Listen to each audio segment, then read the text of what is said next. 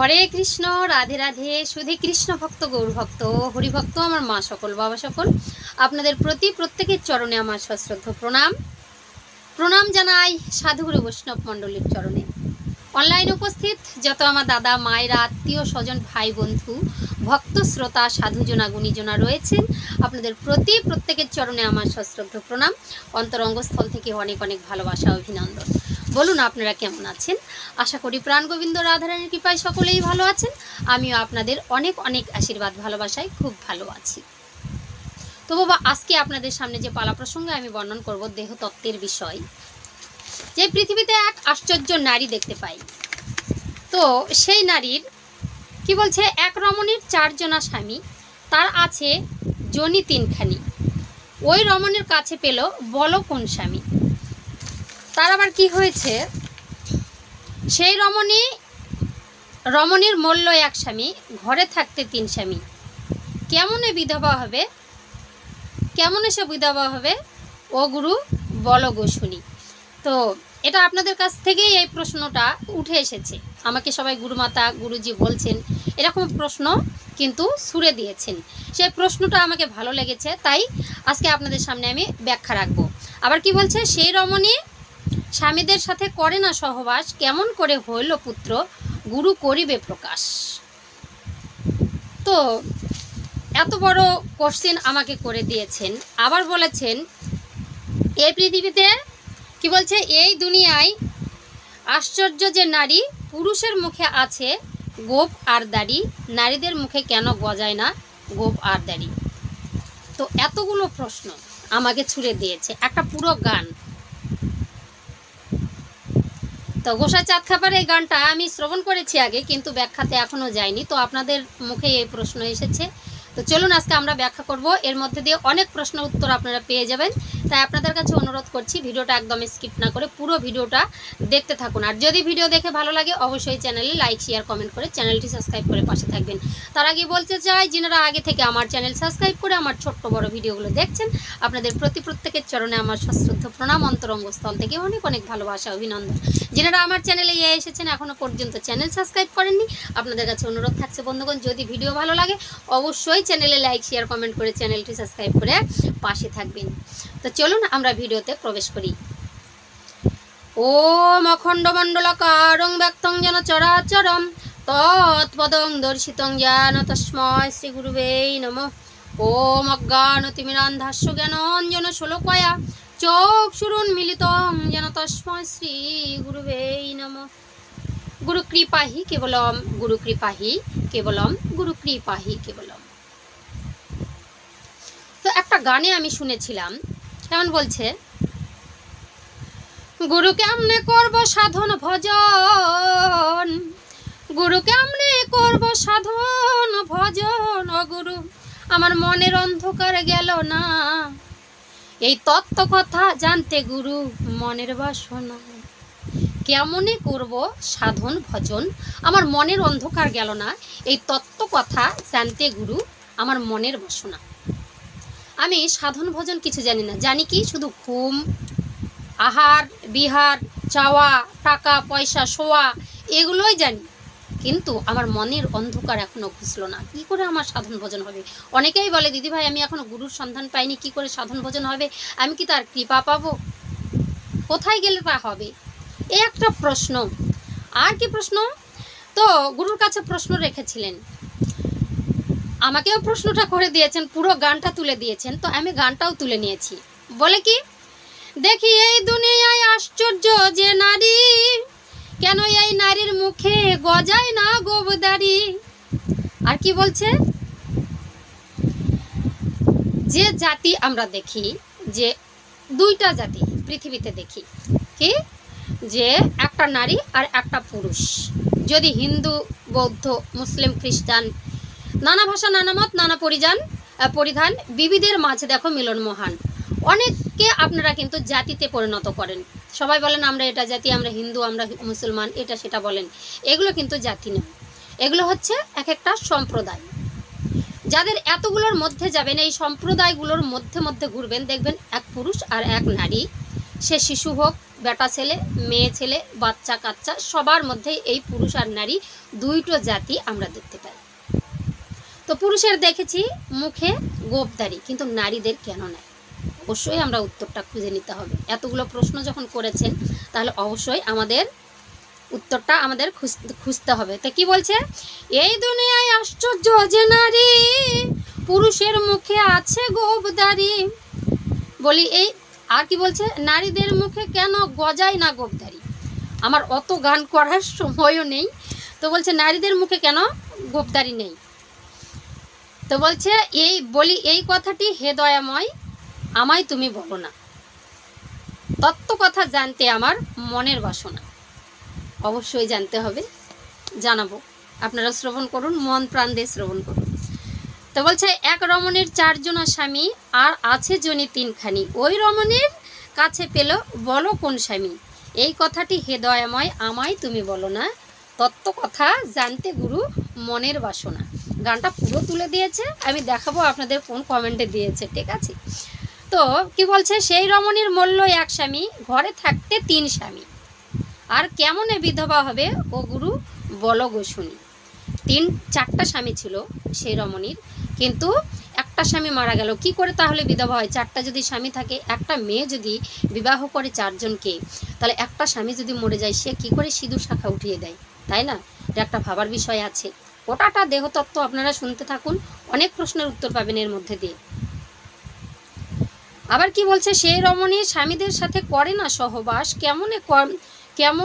কেমন করে হইল পুত্র গুরু করিবে প্রকাশ। গোসাই খেপা চাঁদের এই অভিলাষ, খেপা চাঁদের এটা গান, কিন্তু গুরু জানতে মনের বাসনা, তত্ত্ব কথা জানতে আমার মনের বাসনা। বলছে 4 জন স্বামীর মধ্যে 1 জন স্বামী মারা গেল, তাহলে কি করে সে বিধবা হলো? রমণ করেনি, কোনো স্বামীর সঙ্গেই রমণ করেনি। 4টা স্বামী আছে, তাদের একজনার সাথেও রমণ করলো না, তবু সে কী করে গর্ভবতী হলো, তার কেমন করে সন্তান এলো? অবশ্যই ভাবার বিষয় আছে, তাই না? তো কি বলেছে, সাধন ভজন জানতে হবে আগে। এগুলো সব গুরু ঘরের কাজ, এগুলো সব দেহতত্ত্বের কাজ। তো গানে কি এলো কি গেল দেখার কোশ্চিন নেই, কোশ্চিন হচ্ছে প্রশ্নগুলো কি ছিল।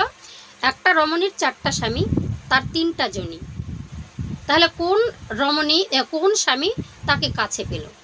4টা যদি স্বামী হয় 4 জনও তো যেতে চাইবে, কিন্তু কোন স্বামী তাকে কাছে পেল, কার সঙ্গে সে রমণ করলো, ঠিক আছে। আবার বলছে রমণ করেনি, রমণও করেনি, কারোর সাথেই রমণ করেনি, সে আবার গর্ভবতী হয়ে গেছে। আবার বলছে 3টা স্বামী থাকতে একটা স্বামী মারা গেছে, মানে 4টা স্বামীর মধ্যে একটা স্বামী মারা গেছে, আরও 3টা স্বামী আছে, তবু সে শাখা সিঁদুর উঠিয়ে বিধবা হলো কেমন করে? এই যে আমার কোশ্চেন।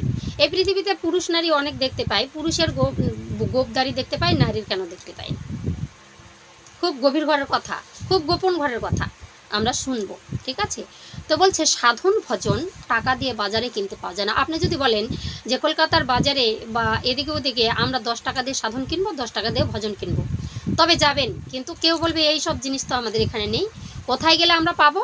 সেটা গুরুগৃহে গেলে পাবো। গুরু যদি সাধুসঙ্গের মধ্যে যায় তাহলে কিন্তু আমরা সেখানে পাবো, গুরুর আশ্রয় নিয়ে কিন্তু আমরা পাবো, নচেত কিন্তু কোনোদিনও পাবো না।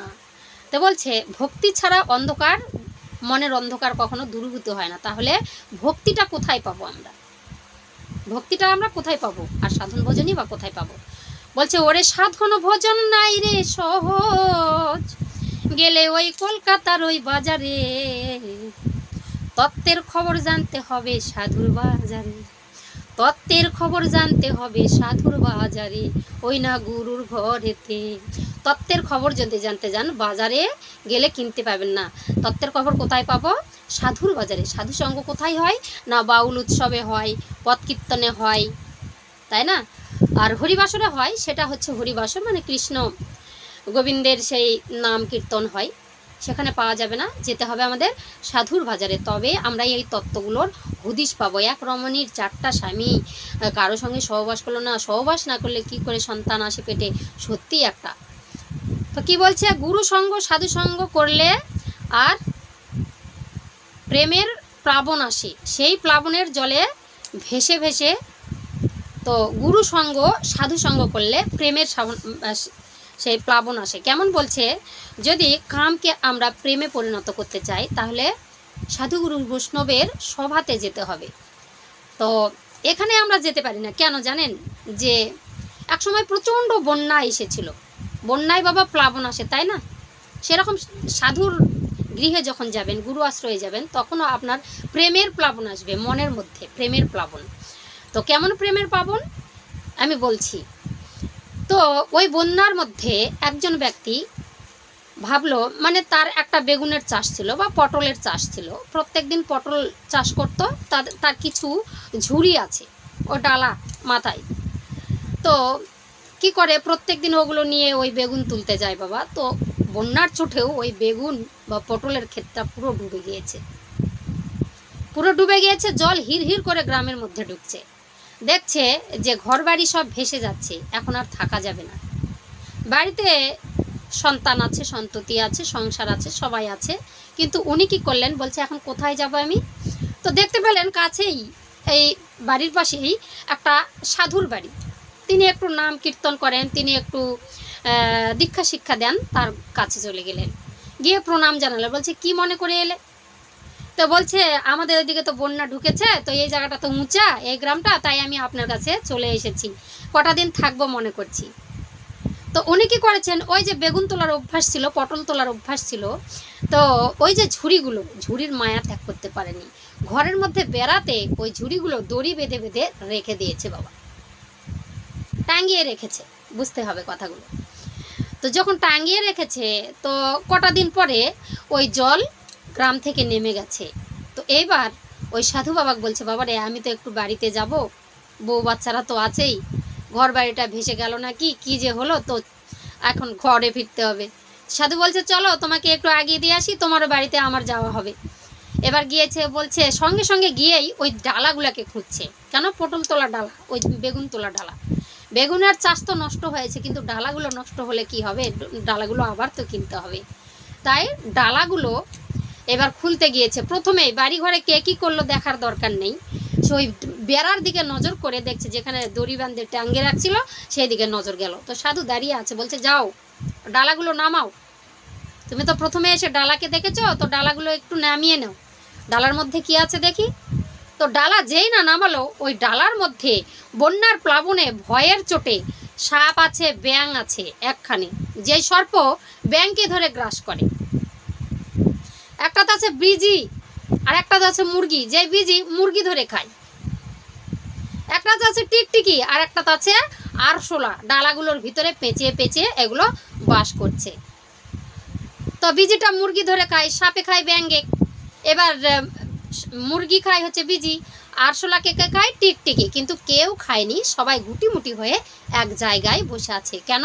ওই যে প্লাবনে ভয়ে। কার ভয়ে? ওই বন্যার ভয়ে। তো এই যে 6 জন ব্যক্তি এখানে আসে লুকালো, মানে কি হলো, আমাদের শরীরের মধ্যে যখন গুরুর দেওয়া মন্ত্র কর্ণজনিতে প্রবেশ করে, তো আমাদের শরীরের মধ্যে এই 6টা জীব আছে বাবা, 6 জন ব্যক্তি রয়েছে। সেগুলো কি? কাম, ক্রোধ, লোভ, মোহ, মাদ, মাৎসর্য।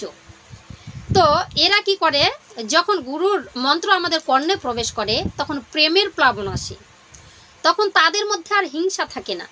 একে ওকে খাদক হিসাবে যারা গ্রহণ করে, তো কাম বাসনার খাদক কি, কাম বাসনার খাদে কি, একে ওকে মানে একটা লিঙ্গ বিপরীত লিঙ্গের প্রতি আকর্ষণ করে। লোভ, বাসনা, ক্রোধ, এই যে রাগারাগি, ঝগড়াঝাটি, এগুলো থাকে না। তখন বন্যার মতো প্লাবন চলে আসে, সব কিছু এক হয়ে যায়, সব একাকার হয়ে একখানে তখন গুটি সুটি মেরে দেয়। কেন? ওই যে সাধন ভজনের পথ যখন আপনি আশ্রয় করবেন, গুরুর আশ্রয়ে যাবেন, তখন এই 6টা রিপুকে, এই 6 জন ব্যক্তিকে আপনি বসে আনতে পারবেন। তাই বলছে কি, প্রেমের প্লাবন আসে, সেই প্লাবনের জলে ভেসে ভেসে ওই সাপ, ওই ব্যাঙ, ওই মুরগির টিকটিকি, আরশোলা, বিজি, ওরা কি করে, তখন পরমাত্মার দিকে ছুটে চলে যায় ভয়ের চোটে। প্রচণ্ড ঝড় বৃষ্টি, কোথায় যাবে? তারা পরমাত্মার শরণাগত হয়, না আর খাবো না, না সেদিকে আর যাব না, যেদিকে পাপ, এত পাপ করেছি, তাই তো আমাদের ভগবান এত শাস্তি দিচ্ছে, ভগবানের শরণাগত হয়ে যায়। ওই সাপ, বিজি, ব্যাঙ, আরশোলা যা আছে আমাদের শরীরের মধ্যে, তখন পরমাত্মার খোঁজ করে, কোথায় গেলে আমি তাকে পাবো, ঠিক আছে, হিংসা বিদ্বেষ লোভ ত্যাগ করে সবাই পরমাত্মার প্রতি নিবেদন করে দেয় মনটাকে। গুরুর দেওয়া ওই যদি বীজ ঢুকে যায় একবার কর্ণমূল দিয়ে, ঠিক আছে, এটা বলছে। তো কি বলছে, পূর্ব জন্মে যদি থাকে তোমার সাধু সংস্কার, দেখিতে শুনিতে পারা ওইসব বৈষ্ণব আচার। তো এই যে গীতা ভাগবত আস্বাদন, ভক্ত সঙ্গ, সাধুসঙ্গ, কৃষ্ণ কথা, গুরু কৃপা পাওয়া, যদি পূর্ব জন্মে এই সংস্কারগুলো আমরা করে থাকি, তাহলে কিন্তু আমরা এই বৈষ্ণবের মতো আচরণ করো, তাহলে খুব তাড়াতাড়ি কিন্তু আমরা সাধুসঙ্গ লাভ করতে পারি।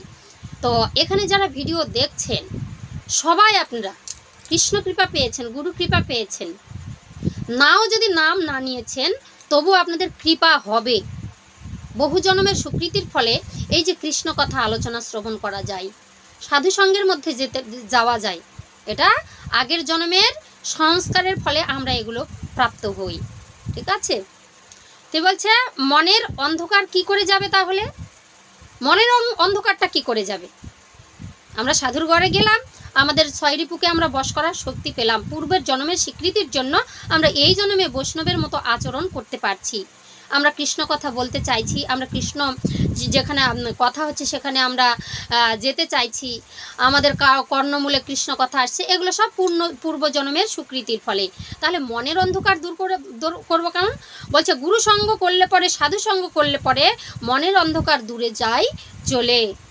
তা কি বলছে, সে যদি কর্ণমূলে মন্ত্র করে দান, আর তার বাণী তার আদর্শ শুনলে তার পরামর্শ অবশ্যই হইবে তোমার অভূত কল্যাণ।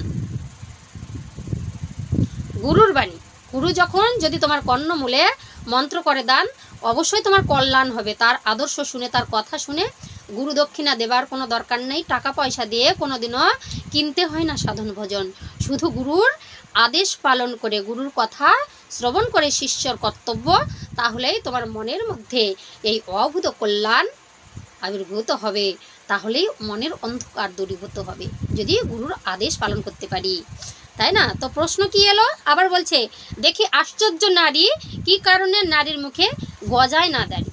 প্রশ্ন এলো। তো নারীর মুখে নাকি গজায় না দাড়ি, সত্যি তো আমরা দেখতে পাই মেয়েদের মুখে কোনো দাড়ি মোছ গাজায় না। তো ব্রহ্মতত্ত্ব বৈবর্ত পুরাণ অনুসারী যে কথাগুলো হলো, নারী হলো দুই মুখ বিশিষ্ট ব্যক্তি, নারীদের দুইটি মুখ আছে, ঠিক আছে। ঊর্ধ্বমুখ গুপি ভবামৃত, ঊর্ধ্বমুখে গুপি ভাবামৃত, গোপী ভাব মহিলা, আর নিম্নে আছে তার গোপ আর দাড়ি, ওটা পুরুষ ভাবামৃত, পুরুষ তত্ত্ব নিচে আছে। ঊর্ধ্বমুখে গোপী তত্ত্ব, নিচে আছে পুরুষ তত্ত্ব। তো সবাই আপনারা জানেন। তো কি বলছে, প্রথমে ছিলে কোথায়?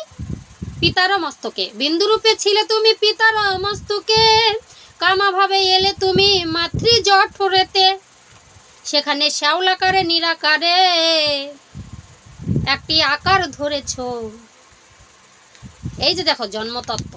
তো প্রথমে ছিলে তুমি কোথায়? বিন্দুরূপে ছিলে তুমি পিতার মস্তকে, কামাভাবে এলে তুমি মাতৃ জঠরতে। তো পিতৃবীজ আর মাতৃ রজ বীজ মিলে মাতৃ, তো মাতৃগর্ভে এসেছি। কেমন? নাভি থেকে যোগসূত্র হয়ে গেল, নাভিমূল থেকে যোগসূত্র হয়ে গেল, পিতার বীর্য আর মাতার রজ, এই দুটো নাভিতে যোগসূত্র হয়ে নাভি মূল থেকে একটি নার্ভের সাথে আমরা তখন মাতৃ জঠরে ঝুলে থাকলাম। কেমন করে? মুন্ডুটা নিম্ন দিকে আর ঊর্ধ্বপদ। তাহলে আমাদের মানব দেহটা কি দিয়ে গঠিত? মানব দেহটা হচ্ছে পিতার হচ্ছে বীর্য আর মাতার রজ্জ, এই বীর্যের মধ্যেই চারটি অংশ রয়েছে, চারটি বস্তু রয়েছে। সেটি কি? তো মাতার হচ্ছে গোশ পোষ লৌহ আর পশম, আর পিতার হচ্ছে হাড় রস মণি আর মগজ। তো মাতা গোশ মানে কি? মাংস দিল মাতা, পোষ মানে কি? শিরাপস্ত, আর লৌহ মানে রক্ত, আর পশম মানে চুল। এইটা কিন্তু মায়েরই দেওয়া, চুলদারি গোপ যত কিছু দেখো সব মায়ের দেওয়া। তো সমান সমান না দিলে কখনো সন্তান প্রসব হয় না, সন্তানের জন্ম হয় না। পিতারও যেমন দেয় মায়েরও, পিতারও যেমন দাড়ি গোপ আছে মায়েরও আছে। তো আগেই বলেছি মায়েদের দুইটো মুখ, একটি ঊর্ধ্ব দিকে একটি নিম্ন দিকে। ঊর্ধ্ব দিকে গুপি ভাগ, গুপি মানে দাড়ি মোছ কিচ্ছু থাকবে না, সবারই তাই, সব নারীদের। তো আমরা এই পৃথিবীর মধ্যে পুরুষ বলে কেউ খ্যাত করতে পারবো না। যখনই গুপি বাবা আসবে তখনই ভগবানের চরণে আমরা আত্মনিবেদন করতে পারি। আর নিম্ন দিকে আছে আমাদের পুরুষ ভাব, সেখানে আমাদের দাড়িগোপ অবশ্যই আছে, যে পথ ধরে আমরা এই পৃথিবীতে এসেছি। তাই সেই জায়গা দিয়ে আসতে কিন্তু এই যে দাড়িগোপটা কিন্তু সন্তানের মুখের মধ্যেও দেখা যায়। তো কি বলছে, তারপরে এই 4 করে দিলকে পিতা আর মাতা, আর 10টা দিলকে ভগবান ঈশ্বর আমাদের 10টা দিয়েছে। 5টি কর্মেন্দ্রিয় আর 5টি জ্ঞানেন্দ্রিয়। তো 5টি কর্মেন্দ্রিয় কি? হস্তপদ, গুজ্জলিঙ্গ, বাক্য আর বপু। আর জ্ঞানেন্দ্রিয় কি? জ্ঞানেন্দ্রিয় চক্ষু, কর্ণ, নাসিকা, জিহ্বা ও ত্বক। এই নিয়ে 18টা বস্তু দ্বারা আমাদের মানব দেহ কিন্তু গঠন হয়েছে। ঠিক আছে, এবার বলছে 18 অংশের এই সুন্দর মানব দেহ আমাদের। তাহলে চুল কিন্তু আমাদের মায়ে দান করেছে। তো আগেই বলেছি নারীদের 2টি মুখ, একটি ঊর্ধ্ব দিকে, একটি নিম্ন দিকে। তো নিম্ন দিকে কোথায়? তো বলছে নিম্ন মুখ হচ্ছে চতুর্দল পদ্ম, যেখানে আমাদের মূলাধার আছে। সেখান দিয়ে আমরা যখন এই পৃথিবীর বুকে এসেছিলাম, তো সেখানে কি দাড়িগোপ ছিল না? সত্যিই তো। তো পিতামাতার দান কিন্তু সমান সমান। নারীর দাড়ি যদি না থাকতো তাহলে কিন্তু তুমিও দাড়িগোপ পেতে না। তো কি বলে, পুরুষ আর নারী এমন দেখা যায় এই পৃথিবীর মধ্যে, এমন এমন পুরুষ আছে তাদের কিন্তু কখনো কখনো এমন পুরুষ দেখেছি তাদের দাড়িগোপ নেই, তাদের মোছও নেই, আবার হচ্ছে দাড়িও নেই, তাদের 2-1টা লোম দেখতে পাই মুখে, বা 2-1টা চুল দেখতে পাই। তারা আবার কি ধরনের পুরুষ? তো তাদেরকে বলা হয় মাকুন্দে পুরুষ। তো এদের কেন হলো না? এই সংসার পুরুষ নারী সবাই কিন্তু প্রকৃতির দান। পুরুষও প্রকৃতি, নারীও প্রকৃতি। কেউ কিন্তু আমরা পুরুষ নয়। একমাত্র পুরুষ হচ্ছে পরম পুরুষ শ্রী অনাদির আদি প্রাণ গোবিন্দ, এ বিশ্ব ব্রহ্মাণ্ডের পুরুষ। আর কেউ পুরুষ নয়। আমরা এসেছি, পিতামাতার এসব আছে, সব এইরকম ভাবধারা নিয়ে কিন্তু আমরা এসেছি। তো যাদের গোপদারি নাই তারা কেমন পুরুষ? তারা হচ্ছে আগের জন্মে নারী ছিল আর মরে গিয়ে পুরুষ হলো। তো আগের জন্মে সেই নারী মরা পুরুষগুলো দেখতে নারী নারী ভাব। আগের জন্মে যারা নারী ছিল তারা এই জন্মে এসে পুরুষ হয়েছে। তো পুরুষ নারীর সেই কেমন একটা গল্প আছে জানেন? তো আপনারা দেখবেন সমাজে এমন একটা নারী আছে যেমন সামনে আগে বরকে পাঠিয়ে দেয়। আবার এমন এমন পুরুষকে দেখেছি বউয়ের কথায় ওঠে আর বসে। ওরা আবার কেমন পুরুষ? তো এরা হচ্ছে আগের জন্মে কিন্তু রমণী ছিল, মানে পরের জন্মে মরে পুরুষ হয়েছে। তো যারা হচ্ছে সামনের দিকে পাঠিয়ে দেয় বরকে, তারা আগের জন্মে পুরুষ ছিল। ওই রকম মহিলারা যে ব্যাটাসল ঢপা পুরুষ নারী দেখতে পাই আমরা, খাটিয়ে খাটিয়ে হাত পা। তো বরের আগে মানে বরকে সামনে দেয়, যাও তুমি আগে হাঁটো। আমাদের নিয়ম কি? বউকে সামনে দিয়ে বর পিছনে যাবে, তাই না? পাহারাদারের মতো। আমাদের একটা লাইসেন্স হয়ে গেছে, সেই লাইসেন্স আমাদেরকে নিয়ে বেড়ায়। কিন্তু এইরকম মহিলারা, যারা এরকম পুরুষ ভাবালা মহিলারা, তারা স্বামীকে আগে দেয়। আবার এমন পুরুষ আছে ওই বউয়ের কথায় ওঠে আর বসে। তারা কি বলছে? তো এরা হচ্ছে আগের জন্মে, এরা যে বউগুলো মোটা সাইজের বা পুরুষ ভাব, এরা আগের জন্মে পুরুষ ছিল। আর যারা মহিলা ভাব যে পুরুষ, তারা আগের জন্মে নারী ছিল। এগুলো ব্রহ্ম বৈবর্ত পুরাণ অনুসারে এই কথাগুলো আছে। তো এগুলো বলছে এক রমণীর 4 জনা স্বামী, আর জনি আছে তার 3খানি। সেই রমণীর কাছে পাই বলো কোন স্বামী? এই প্রশ্নটা আবার এসেছে। নারী পুরুষ আমরা তত্ত্বটা ওই দাড়িগোপের আমরা কিন্তু পার করে দিয়ে এলাম। এবার বলছে শিক্ষাগুরু দীক্ষাগুরু হন 2 জন, আর এ জগতে আছে আর একজন গুরু, সাজা গুরু, সে হচ্ছে স্বামী। আর কি আরও একটা গুরু আছে, সেটি হচ্ছে জগৎ গুরু, জগৎ স্বামী। তাহলে শিক্ষাগুরু দীক্ষাগুরু হচ্ছে শিক্ষাগুরু মাতা পিতা, প্রথমে তার কোল থেকে আমরা শিখে এসেছি। আর দীক্ষাগুরু যে কৃষ্ণ নাম নেবার জন্য আমাদের গুরুর প্রয়োজন আছে। তো গুরু ধারণ করা মানে আমাদের পুনর্জন্ম হওয়া, যা পাপ পুণ্য করেছি, এবার গুরুর আশ্রয় নিয়ে তাকে একটা গুরু বা তাকে একটা স্বামী বলা হচ্ছে। তো তারা কিন্তু পিতামাতা 2 জন, আর হচ্ছে দীক্ষাগুরু সেই 1 জন, 3টা। আর হচ্ছে এই জগৎ সংসারে সাজা স্বামী, যার হাতে বাবা মা কি করে?